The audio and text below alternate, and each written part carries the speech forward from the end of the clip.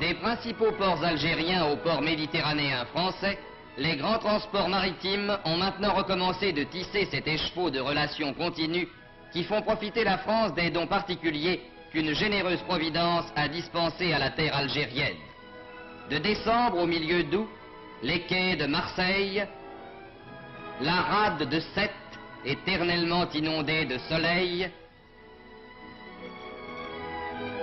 les bassins de Port-Vendre voient arriver les puissantes unités de cette véritable escadre commerciale qui apporte en France, et de là souvent plus loin, d'énormes quantités de fruits et de légumes frais.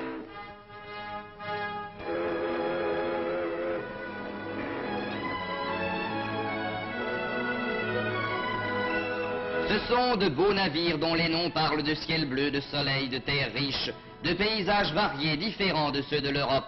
De beaux navires dont les flancs recèlent ces richesses sensibles aux plus délicats que sont les primeurs et les fruits. Des primeurs et des fruits venant du pays lointain qui les produit grâce à un climat généreux, au labeur acharné de tous ses fils et dont la vocation est de les produire et de les exporter à une époque où d'autres pays moins favorisés en sont privés.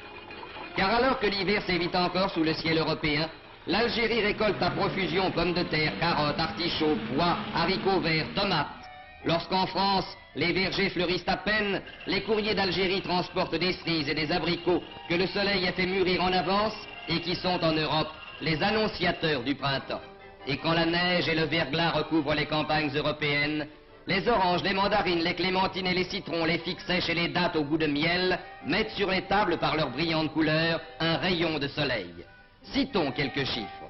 Au cours de l'automne et de l'hiver 47-48, l'Algérie a exporté 900 000 quintaux d'agrumes, 200 000 quintaux de dattes, 370 000 quintaux de figues sèches.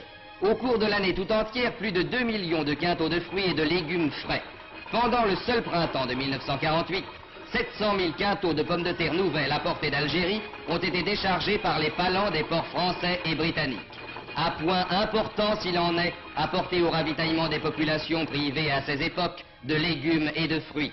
Intervention d'une valeur plus importante encore dans la nourriture des enfants, qui peuvent trouver en plein hiver, dans la friandise éblouissante d'une orange ou d'une mandarine, les vitamines indispensables qui les protègent des maladies et assurent leur développement harmonieux. Mais au temps où nous vivons, le courrier maritime n'est qu'un lent marcheur lourdement chargé.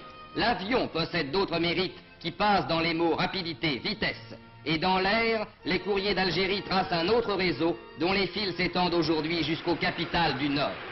Chaque jour, les aéroports, ces grandes gares aériennes des villes d'Europe, peuvent voir se poser les cargos de l'air qui, sans secousse et sans heurts, apportent en quelques heures les primeurs et les fruits récoltés la veille. C'est que l'avion est le transporteur idéal des produits de qualité dont l'Algérie peut se targuer d'être la grande productrice. Les conditions de fraîcheur, de stabilité, de transport rapide et parfait sont par l'avion garanties. Sans délai, fruits et primeurs peuvent passer du centre de production algérien au centre de consommation européen.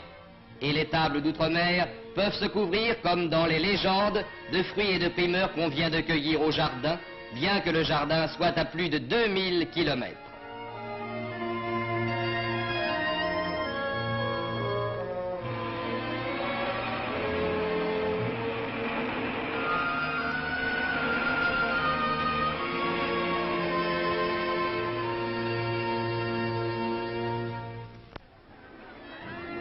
Les Halles, qu'un auteur célèbre a si pittoresquement nommé le ventre de Paris, ont vu nécessairement une part de leur activité s'orienter vers les produits d'Algérie.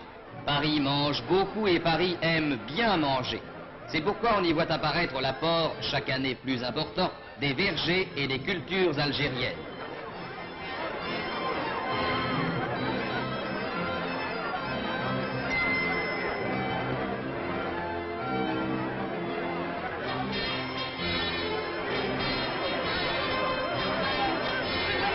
Mais Paris n'est pas un exemple isolé. Toutes les grandes villes aujourd'hui veulent participer aux dons de l'Algérie. À l'ombre de Notre-Dame de la Garde, Marseille connaît sur ses marchés les produits algériens dont les pittoresques peseurs jurés, à l'aide de ces balances romaines dont l'antique fossé garde le culte, vont d'éventaire en éventaire certifier le poids.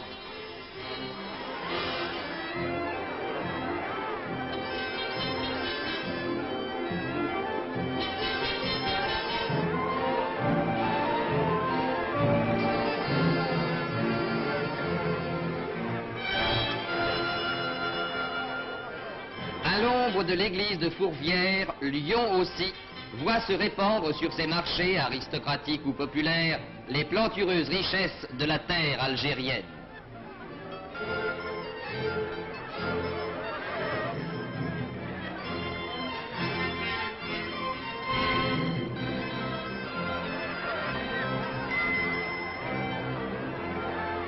Et partout maintenant, les vitrines des magasins de qualité se font honneur de présenter à leur clientèle ces produits choisis, dont la sélection certifie ou confirme la qualité et dans la production desquels l'Algérie tient la première place.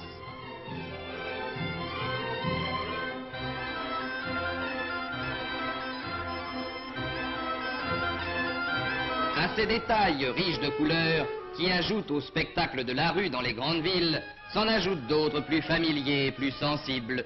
Le don de l'Algérie, c'est aussi cette scène classique des jardins publics, c'est aussi cette orange dans une petite main, cette joie dans les yeux d'un enfant.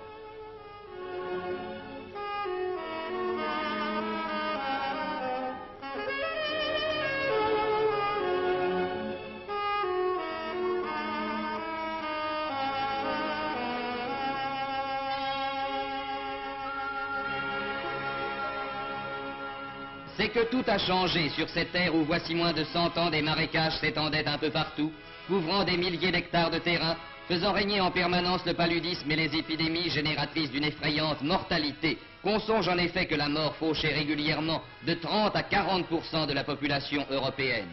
L'Algérie, pouvait-on penser, devait rester en grande partie inculte et sauvage. On comptait sans l'effort français.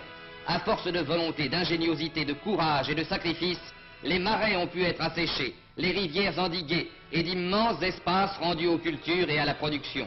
Aujourd'hui, aux endroits où s'étendaient autrefois ces espaces stériles et malsains, s'étendent les vastes cultures qui font de l'Algérie une terre bénie, bienveillante aux hommes. Mais dans ce pays, l'eau est rare et par conséquent précieuse. Il faut pouvoir conserver celle qui tombe du ciel, qui dévale des pentes, enfle les rivières et les torrents et se perd dans la mer ou dans les sables. Dans ce but, un gigantesque programme de construction de barrages a été entrepris et réalisé.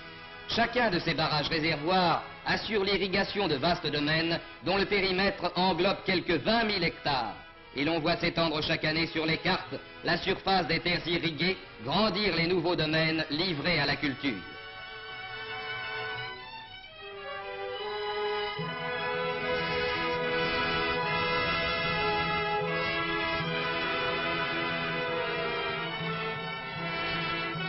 Derrière les constructions cyclopéennes de cet ensemble considérable, dont le modernisme et l'importance confèrent à l'Algérie l'une des premières places dans le domaine de l'équipement hydraulique, l'eau des torrents peut s'accumuler pendant la saison des pluies pour être réservée et employée à bon escient au temps de la sécheresse. Un système étendu de conduites de toute taille, allant du large canal à la simple rigole d'irrigation, s'étend et se diversifie dans le périmètre d'action du barrage pour assurer la fertilité des terres. Ainsi, dans ces plaines fertiles, dans ces vignes immenses, l'Algérie recueille-t-elle aujourd'hui les fruits des efforts prodigieux de tous ses fils, venus de la métropole ou nés dans ce pays, qui communient dans le labeur fécond et l'activité créatrice. Mais à côté de ces immenses domaines, voués à des productions de base, l'Algérie devait bientôt s'apercevoir que son sol lui assurait d'autres gages de succès.